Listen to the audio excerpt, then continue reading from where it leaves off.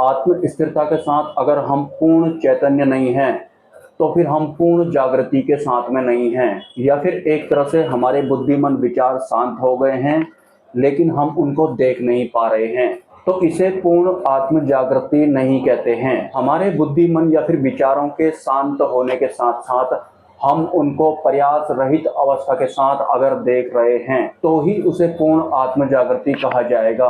अगर आपको अपनी पूर्ण आत्म जागृति का सबूत चाहिए तो आप जब गहरी नींद में चले जाते हैं या फिर गहरी नींद में आप स्वप्न देख रहे होते हैं, तो उस कंडीशन में भी आप जागरूक होते हैं। मतलब आपके आत्म तत्व को पता होता है कि मेरा शरीर सोया हुआ है और कोई स्वप्न देख रहा है, तो ये तो होती है पूर्ण आत्म जागृति। पिछला वीडियो मुझे बीच में ही छोड़ना पड़ा था, तो उस वीडियो का ये एक तरीके से फॉलो अप है। हालांकि यहाँ पर काफी शोर शराबा है। अगर बिना आत्म जागृति के आप शून्य का ध्यान करते हैं तो आप पत्थर जैसे बन जाते हैं,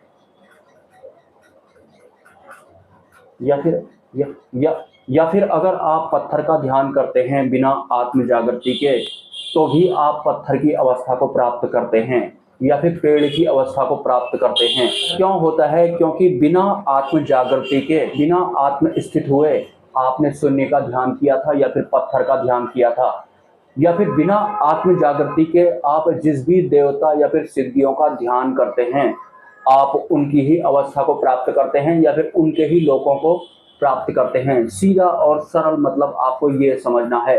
तो सबसे पहले आपको आत्मस्थित होना है। आत्मस्थित अगर आप होते हैं तो फिर आप ब्रह्म के कनेक्शन में निरंतर बने रहते हैं, भले ही उसके बाद आप शून्य का ध्यान करें या फिर आप किसी अन्य अवस्था की अनुभूति लेना चाहें। मतलब आत्म जागृति का संचार निरंतर आपके भीतर होता रहता है। इससे कोई फर्क नहीं पड़ता कि आत्म जागृति के बाद आप कौन से वाले तल में सर्वाइव कर रहे हैं, बुद्धि और मन वाले तल में सर्वाइव कर रहे हैं, आप अपनी वास्तविक अवस्था में ही सर्वाइव कर रहे हैं, या फिर आप किसी अन्य तल के हिसाब से सर्वाइव कर रहे हैं। आपकी अंतरिम जागृति वैसी की वैसी ही रहती है। अंतरिम जागृति आपको भटकने नहीं देती है। आत्म जागृति के बिना अगर आप कुछ भी करते हैं तो आप जो भी कर रहे हैं आप वहीं के हो जाते हैं। वैसे भी जैसे हमारा ये जीव होता है, ये मन के लपेटे में आया तो ये मन का जैसा भी हो गया, या फिर मन भी इसमें चिपक गया, इसने बुद्धि का इस्तेमाल किया तो ये बुद्धि जैसा भी हो गया, बुद्धि भी इसमें चिपक गया। इसी तरह से इसने इस पूरे पृथ्वी लोक में या फिर इस ब्रह्मांड में जिन तत्वों को आजमाया है, ये उनके प्रभाव में आ गया है। अगर ये जीव आत्म स्थित होने के बाद ये सब करता तो आज इसे ये पता करने की जरूरत नहीं पड़ती कि मैं आखिर हूं कौन, या फिर ये इस तरह से अपने आप को भूल नहीं गया होता। अहंकार होता है वो कैसे इस जीव को, या फिर जीव खुद इसके प्रभाव में आया है तो कैसे अपने आप तक ही इसे सीमित रख देता है। इसके लिए मैं आपको एग्जांपल देना चाहूंगा। अभी जस्ट मैं एक रोडवेज बस में बैठकर आया था, काफी लंबा वो सफर था, तो सीट न मिलने की वजह से मुझे सबसे एंड वाली सीट में बैठना पड़ा था। लेकिन मेरी सीट के जस्ट आगे एक आदमी और एक औरत बैठे हुए थे। उनका बहुत छोटा बच्चा उनकी गोद में था। तो जो बस थी वो अक्सर बहुत तेज वो चला रहा था, तो बार बार आपको पता है कि अगर आप सबसे पिछली सीट में बैठेंगे तो थोड़ा सा भी अगर झटका आता है या फिर ब्रेकर आता है तो गाड़ी बहुत जोर से उछलती है। तो पूरे सफर में कम से कम 15 बार उस गाड़ी ने बहुत ऊंची छलांग लगाई थी, क्योंकि मैं सबसे पीछे बैठा हुआ था। लेकिन जो मेरे आगे बैठे हुए थे, उनका जो बच्चा उन्होंने गोद में लिया हुआ था वो भी उछल गया, क्योंकि वो जो ड्राइवर था वो ब्रेकर पर ध्यान नहीं दे रहा था। मतलब स्पीड कम नहीं कर रहा था। ज्यादा ऊंचे ब्रेकर आ जाते थे तो भी वो ज्यादा कम स्पीड नहीं कर रहा था। तो जैसे ही वो बच्चा छिटक गया, छिटक पूरा तो नहीं गया था लेकिन मे भी उसे थोड़ा बहुत चोट लग गई हो, तो जो उसके बगल में बैठा था, मतलब उनका जो हस्बैंड था, वो बिल्कुल गुस्से में खड़ा हो गया और उसने सीधे ड्राइवर को बोला, अबे तू गाड़ी कैसे चला रहा है, तेरी मैं पुलिस को फोन करूं, अभी जरा देख तो ले पीछे कौन बैठा हुआ है। आप यकीन नहीं करेंगे, सिर्फ अपने बच्चे के लिए उसने ऐसा किया था, जबकि गाड़ी में और भी बहुत सारे बच्चे बैठे हुए थे, उनको भी थोड़ा बहुत चोट लगी थी। उनके लिए उसके अंदर किसी भी तरह की कोई भी फीलिंग नहीं आई। उसे सिर्फ अपने बच्चे की परवाह हुई, क्योंकि जो अहंकार होता है ना, सिर्फ अपना वाला ही बनाता है, उसके लिए ही फीलिंग डालता है। जैसे ही उसका बच्चा छिटक गया तो वो गुस्से में आग बबूला हो गया और वो बस ड्राइवर को, रोडवेज बस ड्राइवर थे वो, उनको वो डायरेक्ट गुस्से में गाली देने लग गया कि मैं अभी तेरी पुलिस में फोन करता हूँ, तू गाड़ी कैसे चला रहा है। बाकी लोग पीछे को देख रहे थे कि यहाँ पर हुआ क्या है। अहंकार की चपेट में आने की वजह से किस तरह से उस बाप को सिर्फ और सिर्फ अपने बच्चे का ख्याल आया, अन्य बच्चों का ख्याल नहीं आया। ठीक उसी तरह से ये अहंकार सिर्फ अपना अपना वाला बनाता है, मतलब अपने के चक्कर में इंसान अंधा हो जाता है, बाकी उसे कुछ दिखाई नहीं देता है। ये ज्यादातर विवाद तंत्र की चपेट में जो लोग आ गए होते हैं उनको अपने प्रभाव में लेता है। मेरे गुरुजी ने कहा था कि अब तुम्हें बहुत तेजी से इस तरह के एग्जाम्पल मिला करेंगे जिन्हें कि तुम जान लोगे अपने आंखों के सामने में। मैं ज्यादा देर हुई भी नहीं थी कि मुझे ये एग्जाम्पल देखने को मिला। इससे पहले तो मैं नोटिस भी नहीं करता था, मतलब मैं भी 1.5 साल पहले मैं उस पिता की तरफ लग गया होता जिसका बच्चा थोड़ा ऊपर को हवा में छटक गया तो उसे गुस्सा आ गया था। लेकिन सोचने वाली बात है कि और बच्चों को भी थोड़ा बहुत चोट लगी थी या फिर और यात्रियों को भी चोट लगी थी, उनका उसको ख्याल नहीं आया, अपने बच्चे के मुंह में वो अंधा हो गया था। ये सब देखने के बाद मुझे पता लगा कि किस तरह से ये इंसान सिर्फ अपने बच्चे के लिए इस तरह की बातें कर रहा है। कि इसमें ड्राइवर की भी गलती थी, क्योंकि वो ब्रेकर में भी ब्रेक नहीं मार रहा था, मतलब थोड़ी बहुत स्पीड कम कर रहा था। यहाँ पर मुझे अहंकार का जीता जागता सबूत मिल गया। ये एग्जाम्पल आपको भी बहुत देखने को मिलेंगे। आपको तुरंत इनको नोटिस करना है और चिंतन करना है उसी वक्त। तो इस तरह के जो इंसान होते हैं वो परमात्मा को भी अगर जानेंगे उनके बारे में तो उनको भी अपनी पर्सनल वाली प्रॉपर्टी की तरह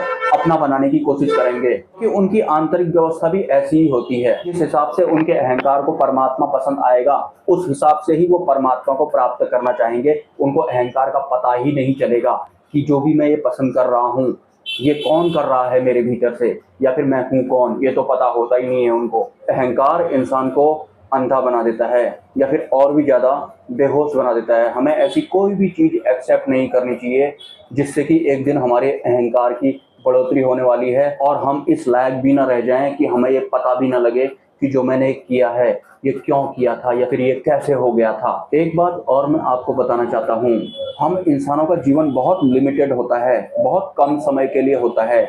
उस कम समय में अलग अलग चरण के हिसाब से हमारे शरीर की अवस्थाएं भी बदलती हैं, जिनमें शारीरिक इंद्रियों वाला सुख भी शामिल होता है। हमारी जीवन यात्रा के दौरान जो भी घटनाएं घटित होती हैं, हर घटना का संबंध हमारी अंतरिम जागृति से होता है।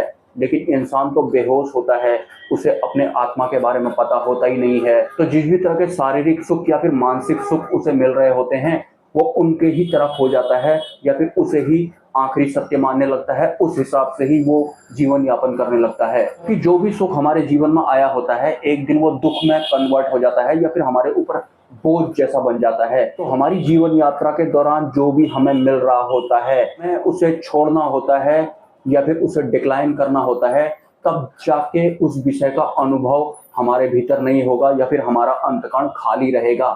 लेकिन हम इंसानों ने जो जो करना होता है, जैसे बाकी लोग जो भी करते हैं वो सब कुछ हम करना चाहते हैं अपने जीवन में और मोक्ष भी प्राप्त करना चाहते हैं।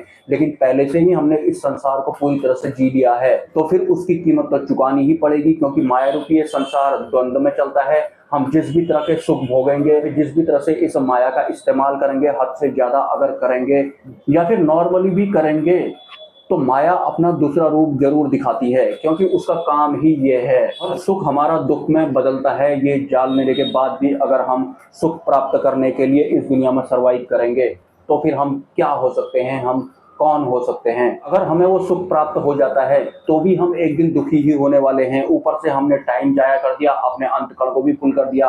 और अगर हमें वो सुख नहीं मिलने वाला है तो भी हम दुखी ही रहने वाले हैं। मतलब मुझे क्यों नहीं प्राप्त हुआ, इस मनोभाव के साथ हम आगे को सर्वाइव करने वाले हैं। इन दोनों में से कोई भी उतना ज्यादा जरूरी नहीं था। ये दोनों जो हमारे जीवन में आते हैं ये सिर्फ आत्म जागृति के उद्देश्य से आते हैं।